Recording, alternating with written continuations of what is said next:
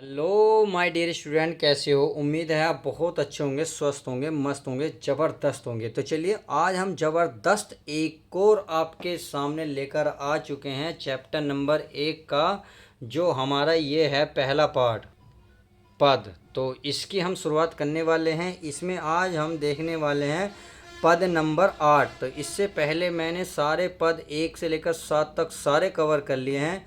तो देखिए आज हम इस पद में एक एक शब्द के अर्थ को डिटेल आराम से समझेंगे। फिर हाथ से लेके नोट्स को मैं आपको दिखाऊंगा, जिससे जिस बच्चे को कोई डाउट रहता है तो उसमें देख ले, तथा हाथ से नोट्स बनाना चाहे वो बहुत अच्छे से बना सकता है। तो बिना किसी देरी के पहले हमें इस वीडियो का देखते हैं पद नंबर 8। तो ये कह रहा उद्धव मन न भयो 10-20। देखो यहाँ क्या बात हो रही है। यहाँ गोपी और उद्धव के बीच में ये वार्ता हो रही है, जब उद्धव जी समझा रहे हैं कि आप निर्गुण ब्रह्मा की आराधना करो, श्री कृष्ण को भूल जाओ। तो ये जो है गोपियाँ उद्धव से क्या कह रही हैं उसके बारे में इन्होंने यहाँ बताया है। तो क्या कहा है, उद्धव मन न भयो 10-20। हे उद्धव, मन न भयो 10-20, यानी कि मन न भयो, हमारे पास मन नहीं है 10-20। हे उद्धव, हमारे पास 10-20 मन नहीं है। एक हो तो सो गयो, एक हो तो मने था, एक था सो गयो, श्याम संग, श्याम के संग, यानी कि श्री कृष्ण के साथ गया। को अवरोधो ईश, को मने अब, अवरोधो ईश, अब उस निर्गुण ब्रह्म की प्रार्थना कौन करेगा। अवरोधो इसका मतलब होता है यानी कि निर्गुण ब्रह्मा की आराधना कौन करेगा। इंद्रिय शिथिल भय केशव बिन, इंद्रिय माने इंद्रियां, शिथिल माने कमजोर, भय केशव बिन, केशव माने श्री कृष्ण के बिना जो हमारी इंद्रियां शिथिल माने कमजोर पड़ गई हैं। जैसे देही बिनु शीश, जिस प्रकार से देही माने शरीर, जो शरीर बेजान पड़ जाता है बिना शीश के। आशा लागी रहित तन श्वासा, आशा लगी है रहित, आशा लागी रहित तन श्वासा, यानी कि तन में एक आस लग रही है। मतलब इंद्रियों को, मतलब कहने का मतलब है हमारी एक उम्मीद लगी हुई है कि हमें के इस प्रकार, मतलब हमारी उम्मीद इस प्रकार है कि हमें ये जो है श्री कृष्ण वापस आएंगे। ए उद्धव, श्याम के तुम मित्र हो, प्लीज़ उन्हें भेज दो। कहने का मतलब यहाँ ये निकलेगा कि आशा लागी रहता है श्वास, यानी कि सांस चल रही है इसी उम्मीद से कि वे आएंगे, इसीलिए जीव ही माने जीवित हैं। कोटि बरिस, कोटि माने करोड़ों, बरिस माने वर्ष, इसीलिए हम जीवित करोड़ों वर्ष तक जीवित रह जाएंगे, क्योंकि हमें हमारी जो उम्मीद है यही है कि श्री कृष्ण वापस आएंगे। तुम तो सखा श्याम सकल के, यानी कि तुम तो सखा श्याम सुंदर के, सकल जो के ईश, तुम तो सखा हो श्याम सुंदर के, यानी कि तुम तो मित्र हो श्याम सुंदर के, सकल जो के, और सकल माने संपूर्ण योग के ईश्वर हो। सूर हमारे नंदन बिन, यानी कि जो हमारे नंदन के पुत्र हैं उन बिनु और कहीं और नहीं जगदीश, जगदीश माने भगवान, यानी कि जो नंद के पुत्र हैं हम, उनके बिना हमारा और कोई भगवान नहीं है, ईश्वर नहीं है। ये अच्छे से समझ में आया। कोशिश मैंने अपनी तरफ से पूरी की है। चलिए हाथ से लेकर नोट्स देख लेते हैं, ताकि जो डाउट रहा होगा वो भी क्लियर हो जाए। तो चलिए देख लेते हैं। अब आपके सामने ये रहा नोट्स। तो इसमें क्या है, शुरू के 2 शब्द, लास्ट के 2 शब्द, बीच में डैश कर देना है। संदर्भ आपका वही रहेगा जो 1 से लेकर 7 तक लिखवाया है। प्रसंग, प्रस्तुत पंक्तियों में गोपियों द्वारा अपनी दुर्दशा का वर्णन किया गया है। ये आप लिखें या ना लिखें। चलिए आगे देखते हैं। अगर मैं व्याख्या की बात करूं, व्याख्या में क्या कह रहे हैं, गोपियाँ उद्धव से कहती कि हे उद्धव, हमारे पास 10-20 मन नहीं है, केवल एक ही मन था जो कि श्री कृष्ण के साथ चला गया। अब निर्गुण ब्रह्म की आराधना कौन करेगा। श्री कृष्ण के बिना हमारी इंद्रियां शिथिल हो गई हैं, जैसे हमारा शरीर बिन शीश के हो गया हो। हमें हमेशा उनके आने की उम्मीद लगी रहती है और इसी के सहारे हम जी रहे हैं, यानी कि हमें श्री कृष्ण के आने की उम्मीद है, इसी के सहारे हम जी रहे हैं, या करोड़ों वर्षों तक हम जी लेंगे। आगे क्या कह रहे हैं, हे उद्धव, तुम तो श्याम के मित्र हो और संपूर्ण योग विद्या के स्वामी हो। यदि तुम चाहो तो हमारा मिलन करा सकते हो। हे उद्धव, श्री कृष्ण के बिना हमारा इस जीवन में कोई नहीं है। उम्मीद है ये बात अच्छे से समझ में आ गई होगी।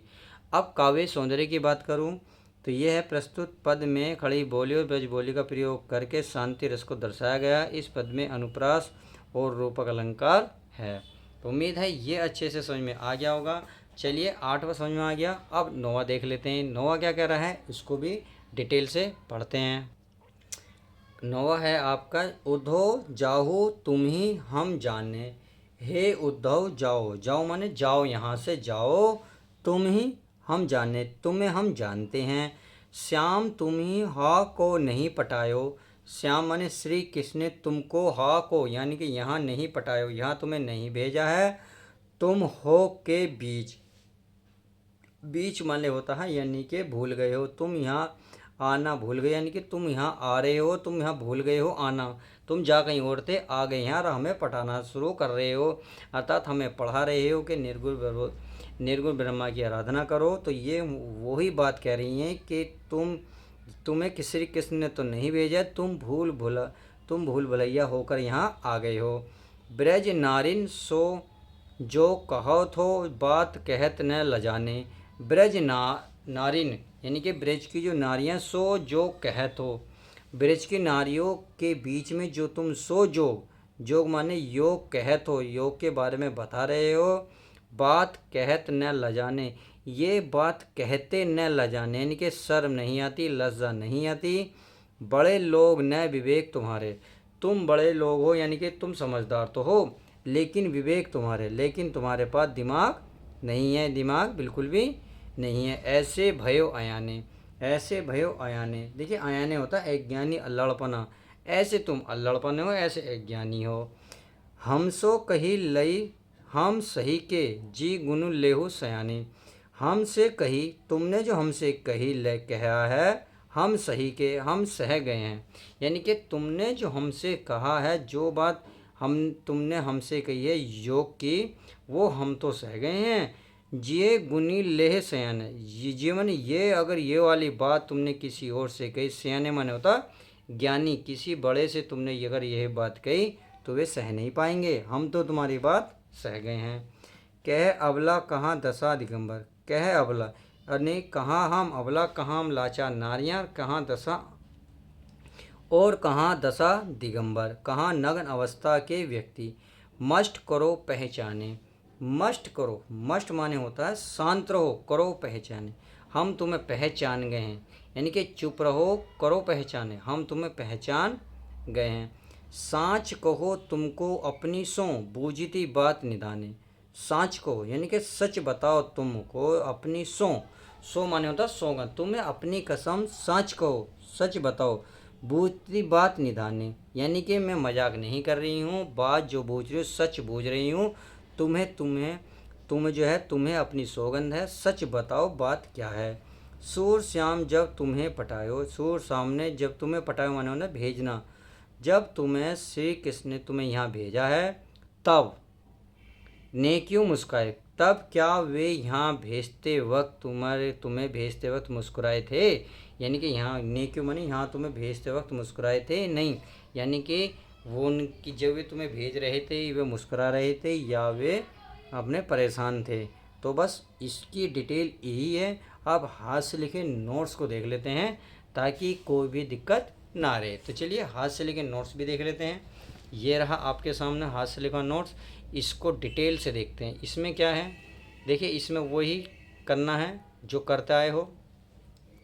शुरू के 2 शब्द, लास्ट के 2 शब्द, बीच में डैश डैश, संदर्भ आपका पूर्ववर्ती रहेगा। व्याख्या, गोपियाँ उद्धव से कहती हैं, हे उद्धव हम आपको भली भांति जानती हैं, आप चले जाइए, श्याम ने तुम्हें यहाँ नहीं भेजा है, तुम रास्ता भूल गए हो। ब्रज की नारियों के संग योग की बातें करते हुए आपको शर्म नहीं आती है, आप समझदार हो लेकिन आपके पास बुद्धि नहीं है, ऐसी अज्ञानी बातें करते हो। हमसे आपने कहा हमने तो सह लिया, लेकिन क्या, लेकिन चलिए आगे देखते हैं। लेकिन ऐसी बातें किसी बड़े व्यक्ति से मत कीजिएगा। कहाँ हम नारे हैं और कहाँ नग्न अवस्था। मौन धारण करके पहले समझो, ऐसा काम हमें शोभा नहीं देता। उद्धव, तुमको तुम्हारी कसम, सच बताना, जब श्याम तुम्हें यहाँ भेजे हैं तो मुस्कुराए हैं कि नहीं। यानी कि जब श्याम तुम्हें भेज रहे थे वे मुस्कुरा रहे थे या कैसे थे, ये बूझ रही हैं।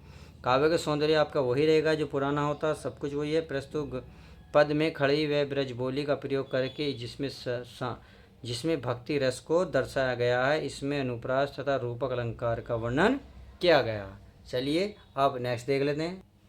चलिए 9वां देख प्यारे बच्चों, 10वां देख लेते हैं। 10वां हमारा क्या कह रहा है। 10वां कह रहा है, निर्गुण कौन देश को बासी। निर्गुण माने निर्गुण ब्रह्मा है वो कौन देश का वासी है, किस देश में वासी मतलब निवास करता है। मधुकर कही समझाए सो दे। मधुकर कही, मधुकर माने होता है ए उद्धव, कही समझाए सो दे। बूझती सांच ने हंसी।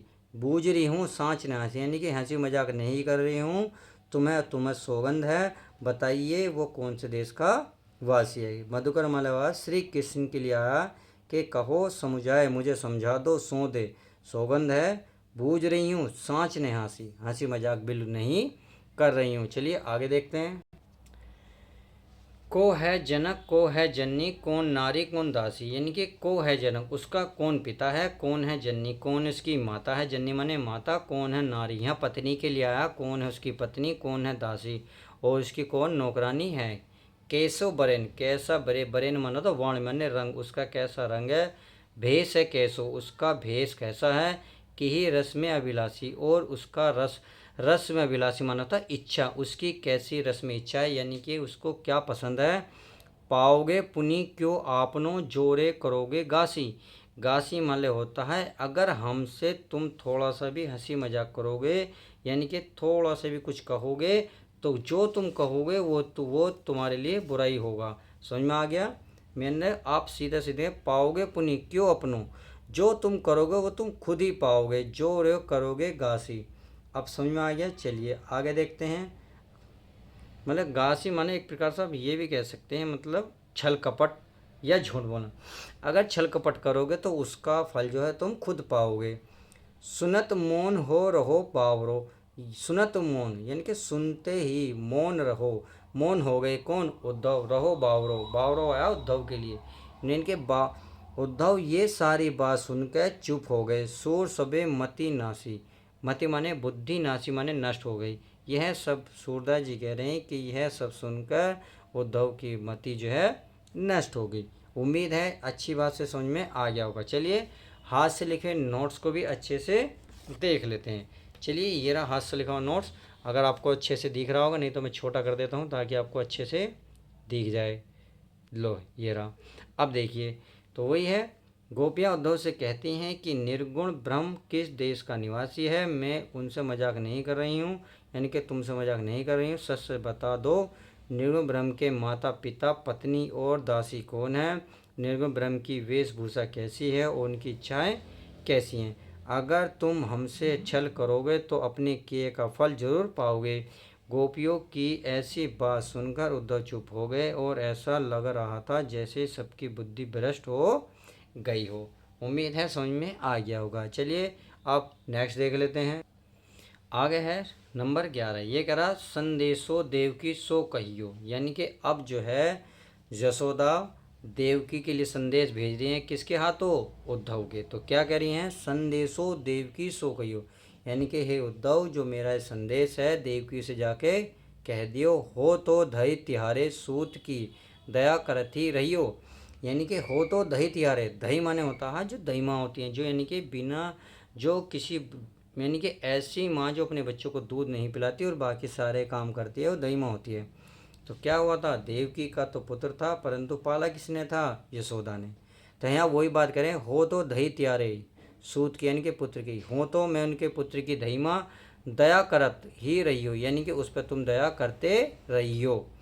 यद्यपि टेव तुम जानती हो उनकी, टेव माने आदत, यद्यपि जबकि तुम उनकी जानती हो उनकी आदत को, तुम उनकी आदत को जानती हो। तव मोही कहे आवे, तव मोही कहे आवे, तव मोही कहे आवे।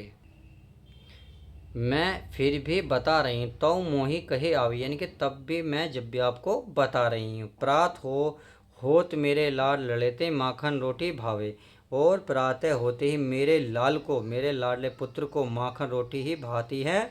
तेल उपटन अरु तातो जल, यानी कि तेल उपटन और गरम तेल यानी कि गरम जल को देखकर ताही देखी भजत भाजे, ताही देख भजी जाते, उसे देखकर वो क्या है भाग जाते हैं। जो जोई मांग, जो जो मांगते हैं सो सोई सोई देती, सोई सो वो दे देना। क्रम क्रम करी के नहात, यानी कि जो जो वो मांगे उन्हें क्रम से देती रहना, धीरे धीरे देती रहना। और करीत के नहात, फिर उन्हें नहवा देना। समझ में आ गई? आ गए। सूर पथिक सुन मोही रैनी, दिन बढ़ो रहत न उर माने हृदय में सोच रही हूँ दिन रात। सुरपतिक, हे सुरोपतिक, सुर माने होता सूरदास जी कह रहे, पथिक माने उद्धव, हे उद्धव सुनो।